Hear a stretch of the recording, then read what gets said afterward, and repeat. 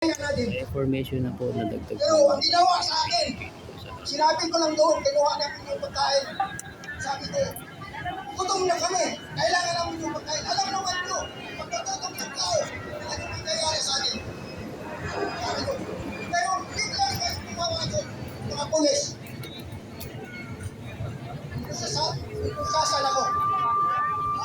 Ano kasalanan ko sa inyo? Ano kasalanan ko sa inyo? Ang babata Kung ako mga rider, sumupunta sa akin. mga chicks pa Hindi yun. na ako hindi. Sa kung saan yung espiritu na yun. Totoo. Wala ko. Pumunta ako dito para tumulong. Ha? Isang pamilya ko namatay. Hindi ba Bisaya tayo? Sago-sago lang.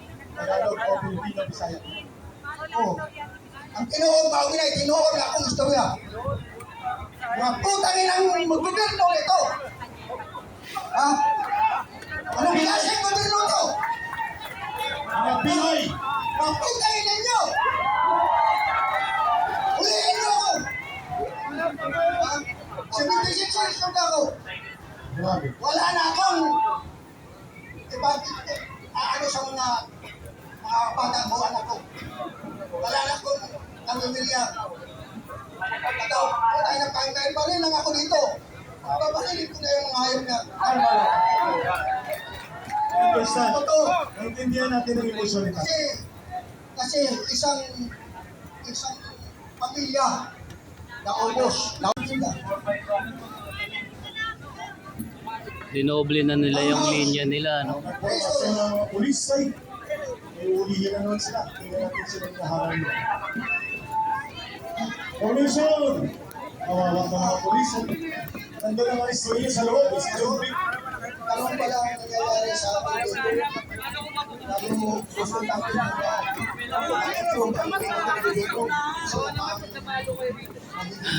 Salamat ka sa Lupit sa press.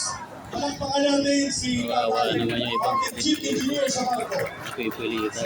76 years old from Cebu.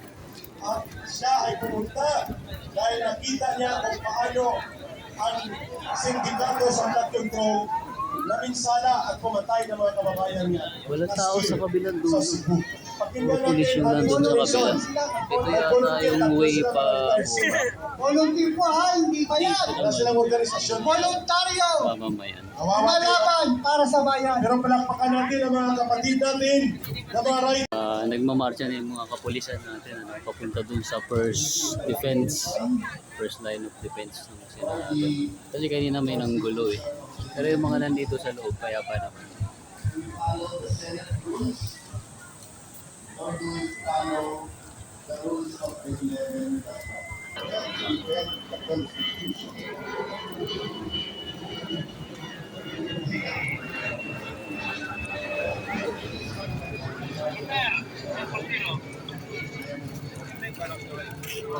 May daanan pa rin pala palabas, binigyan nila. Pero doon lang sa may banda doon, ito hinarang nila. Kasi may mga gulo kanina eh. So, Mr. Chairman, I hope hindi tayo pigilan next week. Mga I'm sorry to put this on you. pwede dito kanina, nag-march sila na yata yung nag-march cases, hindi po doon sa ako ganun first katrabaho. line of Konsensya niya.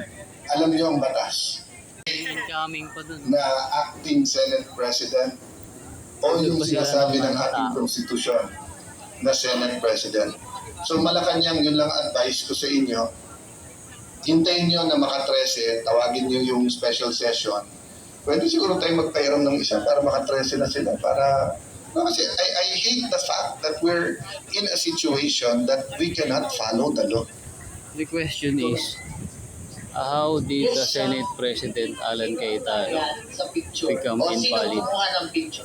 Paano siya naging invalid kung walang quorum? And how this law enforcer obeying yung hindi legal na nakakuha ng pwesto? Alan Cayetano is still functioning as a Senate Yung President. picture po na yan ay No one ibinigay is a sa isang Senate President empleyado rin ni Ginoong Why Santos those na wala dito sa obeying 18. Ibig mo sabihin, not yung official binalik pang 11 na may na dinalaga nila compare dun sa hindi pa nila napapalitan o naaalis. Opo, pero sila, alam din po nila ito Dapat dahil confusion here. Dapat lumabas ito sa chat group nila. Alright. Pero yung actual po na kumuha ng picture, wala po sa 18. Ito, RPC 811. Kinunan rin din. Flag. So, dito, So isang Philippine flag dito, Brother doon Onis pala yung galing and yung mga Brother pulis sa kabila. DRS, Doon pala dun sa PRT, kabila, joint. kaya lang So pinipigil din mag-divide na nila. lang, i-marshal natin ang mga pumapasok ng mga kasama na gustong makipagkaisa sa ating pagtitipon. Isang team dito, isang team dito. Wala pang 13. Nagsimula na yung malakas na ulan, ano? Ah, grabe, hindi na halos zero visibility na yung mga buildings, hindi na nakikita. Okay? So, Taguan na rin yung mga pulis. Tapos, pakinggan natin si Captain Ray Valeros. Saan ng ating bayan? Tama. At mga kababayan, nag-announce na kanina si Senator Alan Peter Cayetano, there will be another schedule of Senate Blue Ribbon next week. Pero si Pentalo, nagsabi na siya ay Senate Blue Ribbon din siya. Ombudsman. they are forming again, ano? Yung Rimulya ay hindi namumulitika at kung patas ang kanyang pagsiservisyo. At kami ni Bims, nila Councilor Tatay Rani, next week, kung magkakaroon Medyo ng matindi Senate yung Blue Ribbon aligabok Committee kanina. dahil tinatanggalan tayo ng signal, internet connection, Humina yung magbubuo ano, tayo wala, ng nawala. People's Court dito. Yes! At gagawa natin ang program. Ang mga reklamo ng taong bayan na kay tatay sa Cebu, namatay ang kanyang mga kababayan sa baha. At ito, lilitisin na natin sa harap ng kalsadang ito, sila Marcos, sila Romualdez, at ang 12 Judas. The highest na paglagapak at paglugmok sa pagtitiwala ng taong bayan in a sitting president, si Marcos Jr. po, negative 15. Tama. Mayroon pa siyang Na nasa likod nitong ating sindikatong pamahalaan. Bakit Nakikita nasabi sila ng kong tao sindikato dun sa ito? kabila, ano? Dahil lahat ng Hindi ko alam nagpaparating kung tapos ng yung kanilang presidente. mensahe Yung hearing Dito! sa Blue Ribbon. sa ensabladong ito, bayan ay nasa Binibigyan rules na ng ng korte. tubig at pagkain yung mga kapulisan na Kaya hindi natin alam, Gawa- lahat ng tao, sumasali dito gawa naman. ay hindi ninyo ang alam ng karapatan ninyo. Mapagod din yun. Ayon sa Section 5, Ako nga, di pa Rule pala ako 113, kumakain. tingnan ninyo lahat yan sa inyong mga Google. Ang Section 5, Rule 113 ng Philippines Rules of Court, yan ang kapangyarihan ng taong bayan